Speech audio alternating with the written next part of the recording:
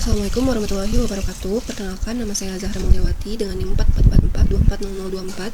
Di sini saya akan menjelaskan mengenai Response Reverse Methodology atau sering disingkat RSM. Jadi RSM ini adalah teknik matematika dan statistika yang berguna untuk memodelkan dan menganalisis data di mana respon yang diteliti dipengaruhi oleh beberapa variabel dan bertujuan untuk memaksimalkan respons. Jadi saya akan menjelaskan yang tugas Box Banken Design.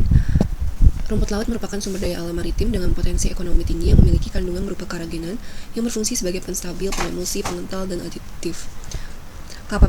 Capabicus alvarezi merupakan rumput laut penghasil kapal karagenan yang umum dibudidayakan. Karagenan merupakan hidrokoloid, hasil ekstraksi rumput laut yang berguna pada berbagai bidang industri.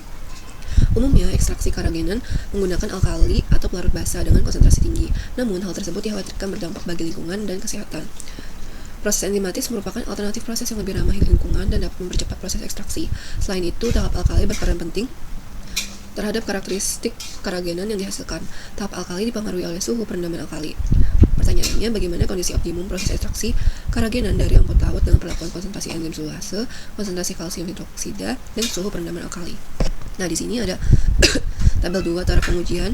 Faktornya itu ada 3, enzim sulfase, kalsium hidroksida, dan juga suhu perendaman dengan satuannya ini dan batas bawahnya dan batas atasnya sekian.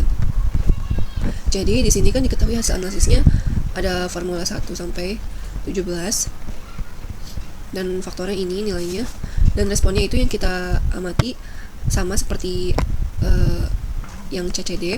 Jadi responnya itu yang viskositas, bukan rendemen. Kita anggap ya viskositas, dan nanti saya akan menggunakan data saya sendiri. Langsung aja kita buka Design Expert. Terus nanti di sini ada Response Surface dan klik Box Banken. Lalu tadi faktornya itu ada 3. Kita klik 3 di sini. Dan setelah itu kita masukkan yang pertama itu A itu enzim sulfase, yang B kalsium hidroksida, yang C suhu perendaman. Setelah itu kita masukkan juga unitnya itu persen dan suhu perendaman itu derajat Celcius. Lalu ini batas bawah dan batas atasnya kita masukkan dari yang soal tadi. Setelah itu langsung aja kita next. Kita masukkan responnya itu viskositas ya, bukan rendemen. Dan unitnya itu centipoise atau CP. Kita klik finish.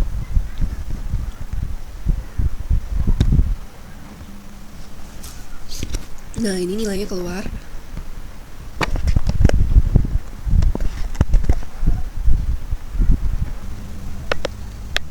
Nah, jadi lanjut, ini udah ada data viskositasnya dari hasil kita bikin datanya dulu random.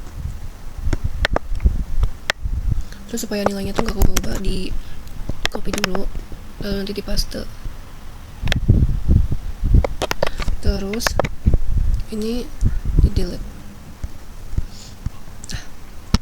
Selanjutnya kita samakan dengan ini yang ada di Design Expert.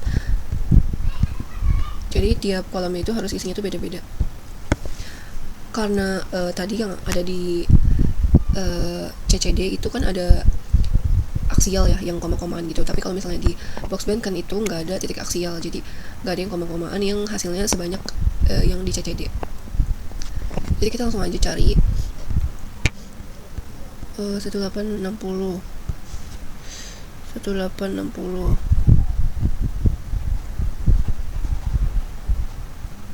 itu nilainya 56.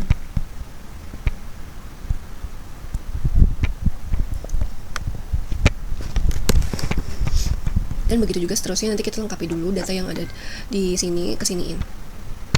Nah, jadi ini nilainya udah terisi lengkap dari yang data ini, udah semua. Langsung aja kalau sudah lengkap, kita bisa klik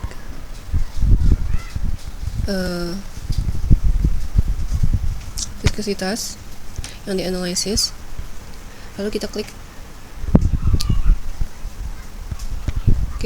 start analysis. Nah, jadi nilainya keluar. Klik ANOVA-nya. Di sini ANOVA-nya not signifikan karena p-value-nya itu lebih dari 0,05. Jadi hasilnya not signifikan. Nah, jadi tapi kalau misalnya yang bagusnya itu si modelnya itu ada signifikannya. Dan juga harusnya tuh ada kayak enzim selulasenya di sini, enzim selulase, terus juga suhu perendaman, dan juga pokoknya di sini tuh harus ada juga faktor-faktornya itu, tapi di sini nggak tahu kenapa nggak muncul, padahal sudah mengikuti tata caranya.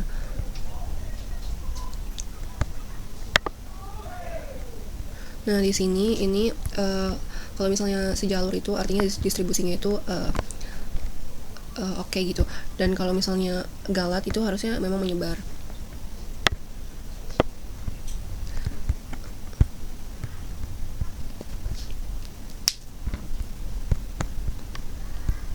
Lalu kita klik yang numerical, kita klik yang viskositas, lalu yang maximize karena viskositas yang paling tinggi.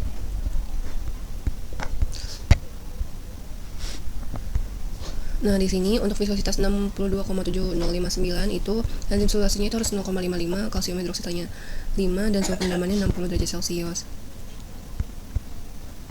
Lalu di sini tuh kita klik yang switch graph, lalu kontur. Ini untuk konturnya, dan juga kita yang 3D surface segini. Harusnya kalau misalnya semakin tinggi nilai viskositasnya, maka warnanya itu akan semakin kemerahan gitu. Oke, cukup sekian penjelasan dari saya. Mohon maaf bila masih banyak kekurangan. Wassalamualaikum warahmatullahi wabarakatuh. Data viskositasnya nanti saya akan menggunakan yang ini. Langsung aja kita buka desain export. Lalu klik response surface, klik box Bencon. Nah faktornya tadi kan ada 3, terus kita masukin aja enzim selulase,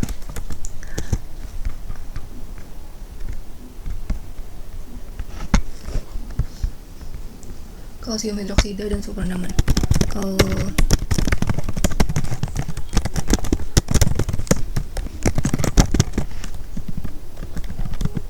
Jadi ini persen satuannya, dan suhu perendamannya derajat Celcius. Lalu kita masukkan batas bawah dan batas atasnya.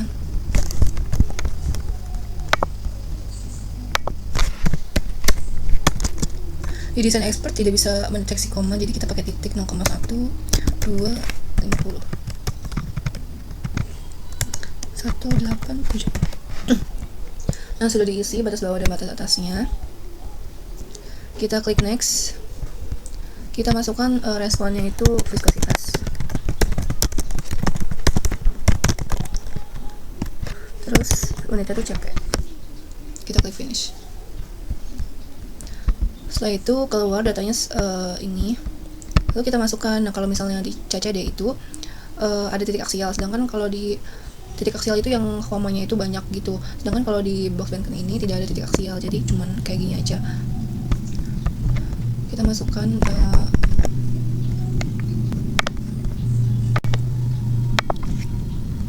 jadi kita masukkan ke sini sesuai data yang ada di sini gitu ya, dan tidak boleh sama tiap ininya, tiap kolomnya. 0,55, 560, 153, 8160,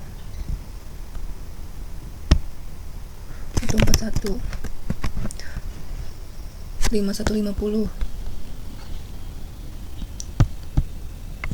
157, terus 2160, 144,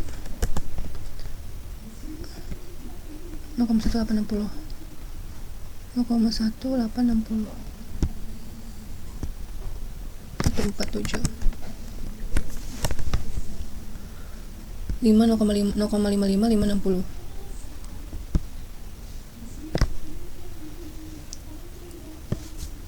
146, 0,55, 270, 147,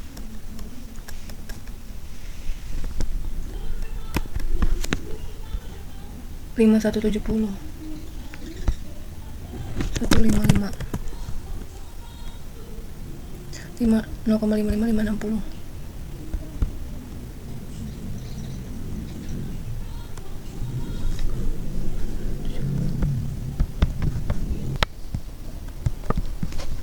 Kita klik viskositas empty, ini yang ini.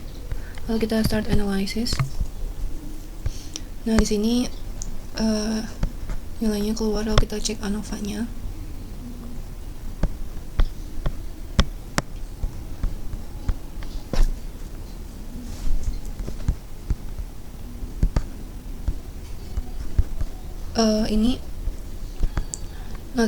Ini modelnya itu harusnya sebenarnya signifikan, lalu nanti di bawahnya itu ada kayak enzim selasenya, terus juga ada suhu perendaman, ada apalagi namanya, ada faktor-faktornya, 3 faktor tadi. Lalu yang modelnya itu harusnya signifikan, yang benar, tapi di sini not signifikan, padahal udah mengikuti prosedur ya. Terus juga p-value-nya di sini lebih besar daripada 0,05, jadi ini yang membuat not signifikan. Nah, ini garisnya sejalur, berarti distribusinya ini baik gitu. Dan galatnya itu yang optimal itu harusnya menyebar kalau galat.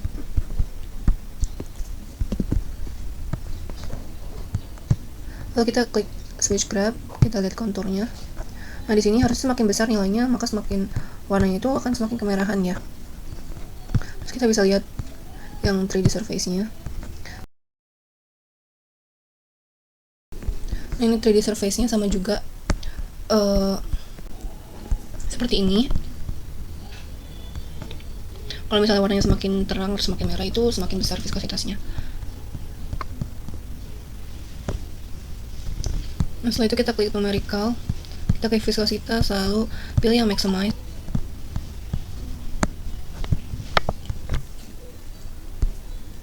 Nah, untuk viskositas 148,647 ini, untuk mendapatkan 148,647 viskositasnya, enzim sulasenya itu harus 0,55, kalsium hidroksidanya harus 5, dan super namanya itu harus 60, maka viskositasnya akan mencapai segini gitu, yang optimal. Baik, mungkin cukup sekian penjelasan dari saya. Sebenarnya saya mau ngasih tahu teh kalau misalnya ini udah dicoba yang kedua kali, tapi tetap ANOVA-nya, yang tadi tuh ANOVA-nya, nilai si enzim sulase dan yang lainnya itu nggak keluar, nggak tahu kenapa, padahal udah masukin datanya juga sesuai yang ada di Excel dan nggak ada yang sama gitu, tapi tetap hasilnya segitu. Jadi mungkin kurang dan lebihnya saya mohon maaf. Wassalamualaikum warahmatullahi wabarakatuh.